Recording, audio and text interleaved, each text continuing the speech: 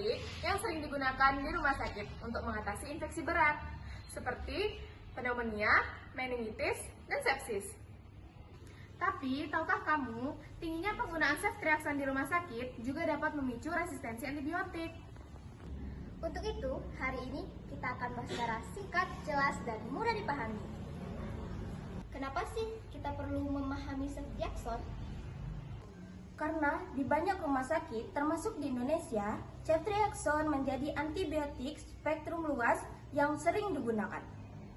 Dalam penelitian, lebih dari 80% penggunaannya sudah tepat indikasi dan hampir 99% tepat dosis.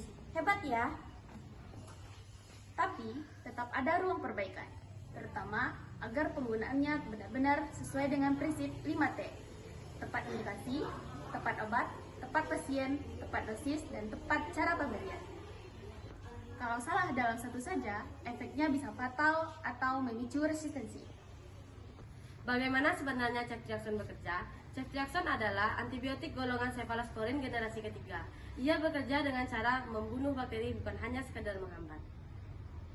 Karena kemiripan obat ini menyamar dan mengikat enzim bakteri yang disebut dengan penisilin, binding protein atau PBP yang seharusnya membentuk dinding sel.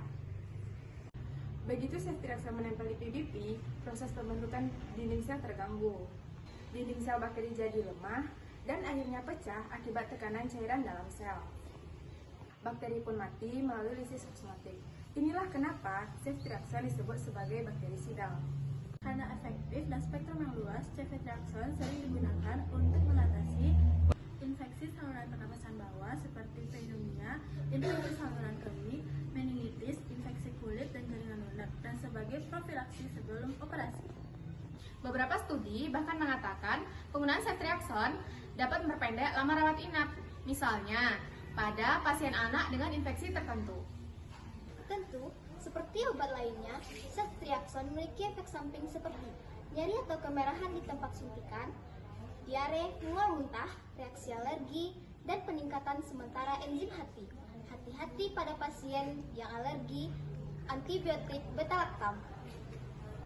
Dan satu hal yang penting, ceftriaxone tidak boleh dicampur dengan cairan yang mengandung kalsium, seperti Renger laktat, karena dapat membentuk endapan berbahaya.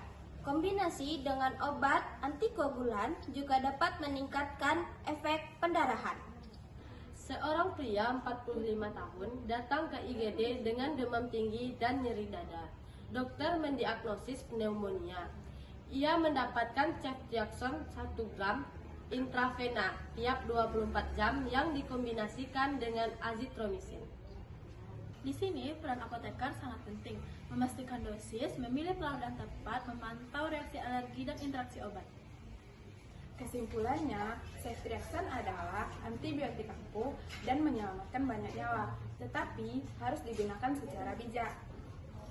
Ingat, setiap penggunaan antibiotik bukan hanya untuk melawan infeksi, tapi juga untuk melawan ancaman resistensi. Jadi, gunakan sesuai dengan resep dokter, tidak berhenti sebelum waktunya, dan tidak berbagi antibiotik dengan orang lain. Sebagai tenaga kesehatan dan masyarakat, mari kita jadi bagian pengguna antibiotik yang tepat agar ceftriaxone tetap efektif di masa depan. Saatnya sudah acuh tadi. Terima kasih dan jumpa lagi.